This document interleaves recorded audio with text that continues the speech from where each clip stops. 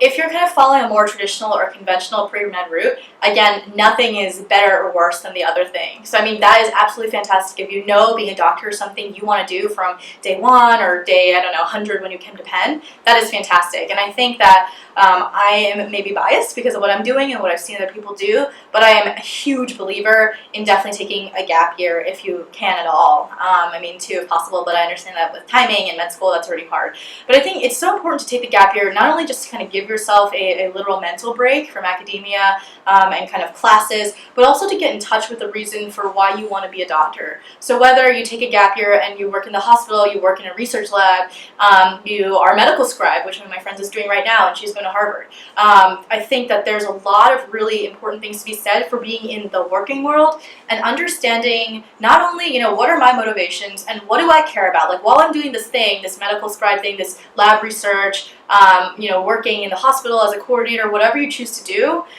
what is it about healthcare that drives me every day, while I'm doing this thing that is related to healthcare, but not necessarily, being a provider yet, right? So I think that's so important to get in touch with and to kind of use as motivation for, either your application rounds, and it tells a very good story also, because if you can recognize kind of where being a good provider is, when you're walking around the hospital, when you're walking around the lab, when you're presenting to a conference or whatever experience you choose to have, if you can articulate how you found healthcare to be important in that experience and why that motivates you to be a doctor, to be a physician, to be a provider, then I think that's a very powerful narrative. And kind of when I was with the admissions committees for FlexMed and Mount Sinai, and when I was kind of listening to my friends' stories of their interviews at med school, that comes up again and again and again and again. Right? Like, what drives you? Where have you seen the need for healthcare, and why? Why do you think?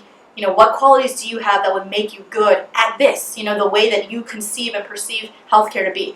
And again, like obviously grades, extracurriculars, and your demonstrated interest is important, right? But I think once you've checked all those boxes off, you still need to differentiate yourself. And I really do think that differentiation comes from that perspective. So, take care of yourself. Like I would absolutely, take a gap year for the mental health break, but also for the change of pace and for realizing, finding that spark that you can add into your missions essays that you can talk about in an interview about what drove you, not just, I came to Penn, I knew I was going to be a doctor and I took all my classes and everything. That's great, but that's a foundation, that's a baseline. Right, and again, you don't need to do a gap year to do this. You can also do this when you're at Penn and maybe just choose a job, even if it's a research job, right? But when you do that job, think about kind of the unique role of healthcare, even if you're in a basic science lab, right? Basic science, won't get funded if it doesn't have implications at some point for the human body, right? Human health, and I'm assuming, that's a lot of where people's interests are. So think about that and think about what drives you and what you can take from that experience. So even if you have similar experiences,